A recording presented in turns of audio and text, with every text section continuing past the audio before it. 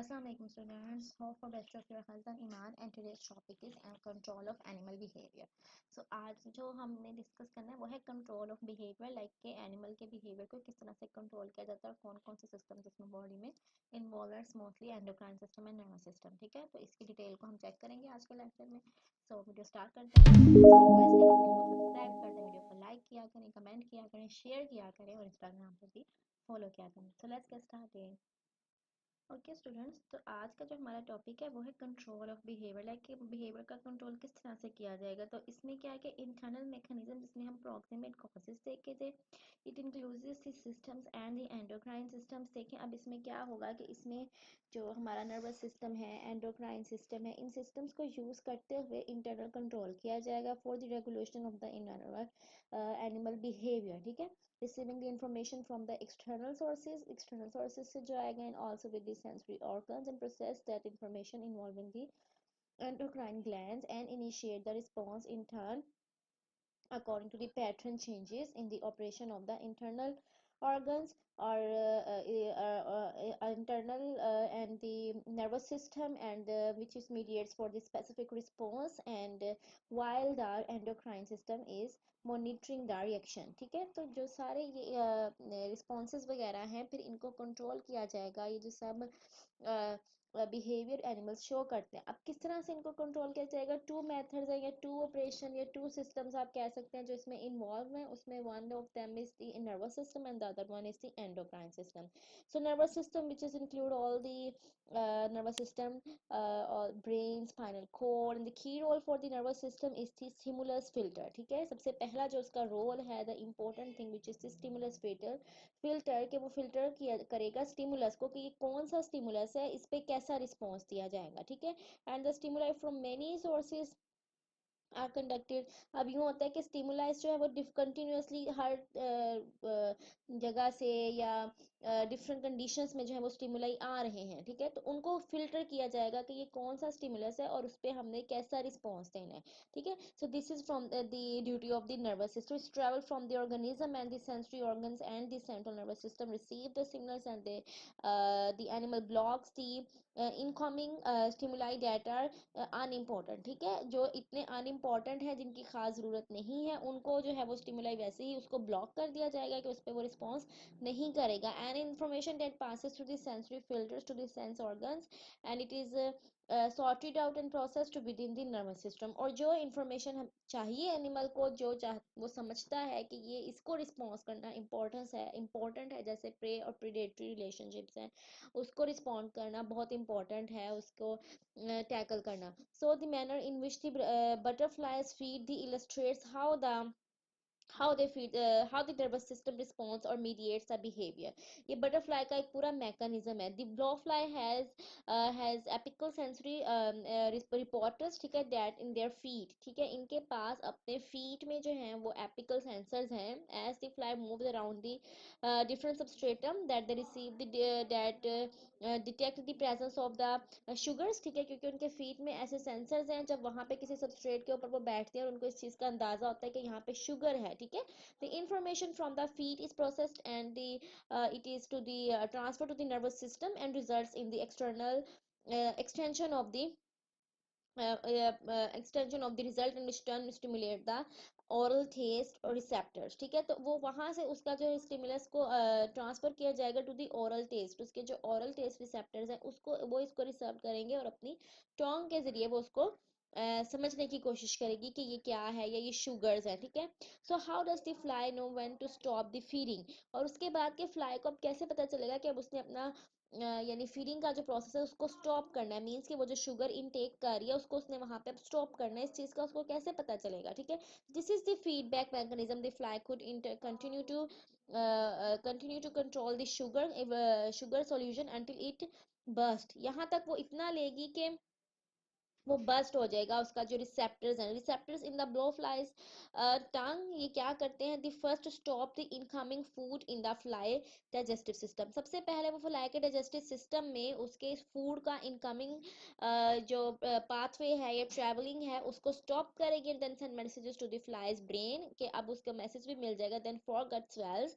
कि उसकी जो फॉरगट है वो स्वेल हो चुकी है, मीन्स कि वो फुल हो चुकी है. So now the message related to the nerves and the control the nervous system, वो मैसेज उसके नर्वस सिस्टम पे जाएगा. Halting the further intake, halting means to stop, रोकना, ठीक है, उसको स्टॉप कर दिया जाएगा कि अब वो ड्यू मोर जो है वो शुगर सोल्यूशन का इनटेक ना करे. The and other example for how the nervous system controller regulates the aggressive behavior in the in rhesus monkeys जो हैं उसके अंदर एक aggressive behavior है. जब इसको स्टडी किया गया, research identified the dominant mail that they have the group of the 4 to 6 animals, and then surgically they illustrated and inhibiting the aggressive behavior. उन्होंने surgically उसमें से aggressive behavior जो उसको निकालने की कोशिश की गई. mild atretic shocks the behavior depending on which the electric electrodes send the message from to the monkeys in the group that could be trained to lower the behavior. And whenever dominant monkeys became aggressive, जैसे ही वो monkey जो है वो aggressive करते थे तो उन्होंने उसको इलेक्ट्रिक शॉक देके उसको जो प्रोवाइड किया गया. Pressing the lever sent a message to the brain of the dominate the male to inhibit his aggression. यानी उसने लीवर में एक ऐसा इलेक्ट्रिक करंट रखा कि जब उसने वो लीवर को प्रेस करते थे रेसस मंकी, तो उनकी जो अग्रेशन है उसको स्टॉप किया जाता था कि अब उन्होंने अग्रेसिव बिहेवियर जो है उसको स्टॉप कर देना है. तो ये एक प्रोसेस बहुत इंपॉर्टेंट है जो उसने यूज करते हुए इसको स्टडी किया कि नर्वस सिस्टम किस तरह से बिहेवियरल स्टडी में इंक्लूड है. The other one system is the endocrine system. It is the system which is the system of the hormones, ठीक है, it is closely inter related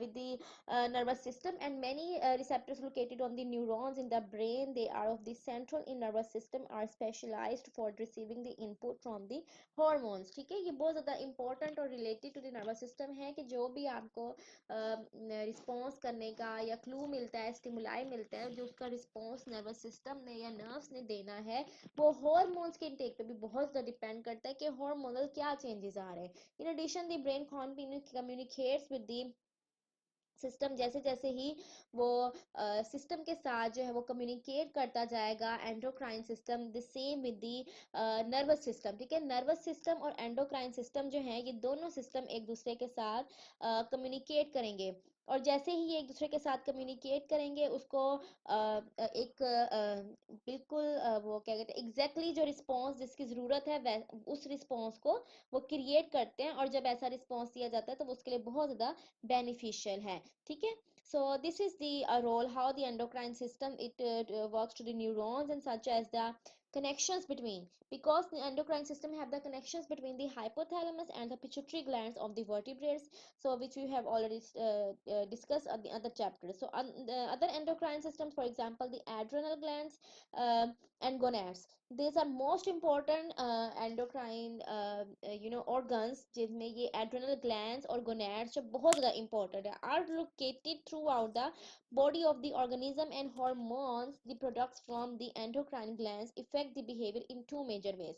अब ये जो hormones हैं ये two major ways में response को क्रिएट करेंगे, ठीक है. उसमें किस तरह के इफेक्ट हो सकते हैं, that the hormones occur during the development and the particular important for the sex differentiation.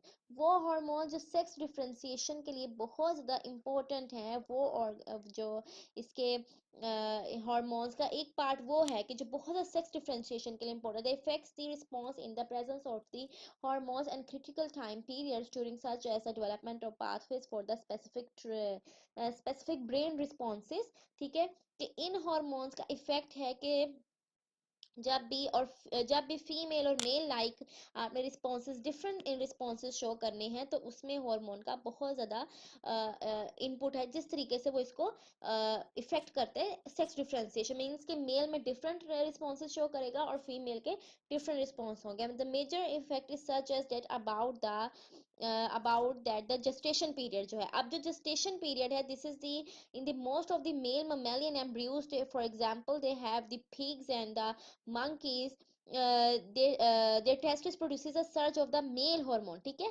Testis में जो है वो टेस्टोस्टेरोन प्रोड्यूस किया जाता है, and this organism both are the developing tissues and the certain region, क्या होता है कि इसमें वो दोनों टिश्यूज जो है वो ब्रेन में प्रेजेंट होते हैं, but the absence of the testosterone search the female embryos to develop into the female like characteristics. लेकिन क्योंकि टेस्टोस्टेरोन की एब्सेंस होती है फीमेल में, तो फिर उससे ये होता है कि जिसकी एब्सेंस इस चीज को एश्योर करती है कि आप इसमें जो मेल लाइक कैरेक्टरिस्टिक्स हैं उनकी डेवलपमेंट नहीं होगी, ठीक है। लाइक द एक्सटर्नल एनाटमी भी है उसमें, brain regional importance for the sex differentiation वो भी इसमें प्रेजेंट है, एंड जीन्स जो है वो normally they turn on the production and release of the testosterone in the tissues of the developing animal. जब एनिमल की डेवलपमेंट है उस वक्त ही इनकी डेवलपमेंट शुरू होती है, but the some extents the some tissues this testosterone comes from the external sources. और कुछ एग्जांपल में ऐसा भी है कि ये जो टेस्टोस्टेरोन है ये एक्सटर्नल सोर्सेज से आता है, जैसे in a cattle the female embryo is masculinized if her own is a male foetus, ठीक है। अगर उसके पास her twin is a male foetus, अब एक कैटल है उसमें एम्ब्रियो फीमेल मैस्कुलिनाइज्ड है लेकिन उसका ट्विन जो है वो मेल फीटस है, when systems are turns and release the testosterone during the gestation period, ठीक है। some of this hormone crosses over to affect the developing female, ठीक है। जो उसके gestation period के during हार्मोन है वो फीमेल जो ट्विन है उसमें जा सकते हैं, and the result is the freemartin. इसका रिजल्ट क्या होगा, फ्री मार्टिन की प्रोडक्शन हो जाएगी, और which is the sterile heifer that exhibits a number of the male like behaviour patterns. उसका नुकसान ये होगा कि जो फीमेल के अंदर टेस्टोस्टेरोन या हार्मोन का ट्रांसफर हो गया है, फ्री टीन की प्रोडक्शन होती है, फ्री मार्टिन की प्रोडक्शन स्टेराइल ह्यूमन बीइंग की, और सॉरी एनिमल की प्रोडक्शन होगी। In humans, some hormones are also threatens the use to the given to pregnant women। कुछ hormones जो हैं उनको hormonal treatments जो है वो दिए जाते हैं pregnant women को who were in danger of losing their fetus resulted in the masculinization of the female embryos, ठीक है। उसमें masculinization हो सकती है female embryos में, उसके लिए उसको इस तरह के हार्मोन का ट्रीटमेंट दिया जाता है ताकि उसमें वो प्रोडक्शन ना हो। Hormone injected as a medicinal treatment that received the converted to and acted like a testosterone। उसको टेस्टोस्टेरोन की तरह उसकी जो उसमें कन्वर्जन है या उसका रोल है वो टेस्टोस्टेरोन की तरह होता है, ठीक है। And the other process is the activational effect. दूसरा प्रोसेस जो activational effect of the hormones occur when the external stimulus triggers the hormonal mediated response by the organisms, and many male fishes that changes to the color patterns when their territory comes to the boundary that they threaten, and the color changes is prelude to potential aggressive behavior to defend themselves their territory, ठीक है। Female में fishes की example है, fish की example है, उसमें क्या होता है कि प्रोडक्शन जो है वो मेल फिश जो है वो चेंज करते हैं अपना कलर पैटर्न्स को अग्रेसिव बिहेवियर शो करने के लिए, और उससे क्या होता है कि अपनी टेरिटरी को प्रोटेक्ट करता है या डिफेंड करता है। So many animals including the like these domestic cats roosters and mice lose their excessive fighting ability of a castration. वो अपनी जो रिमूवल ऑफ गोनैड्स जब उसमें किया जाता है, कैस्ट्रेशन की जाती है, वो अपना अग्रेसिव बिहेवियर जो है वो भूल जाता है या उसमें खत्म हो जाता है, because the gonads are the source of the testosterone and which stimulates the particle brain receptor to produce the aggression.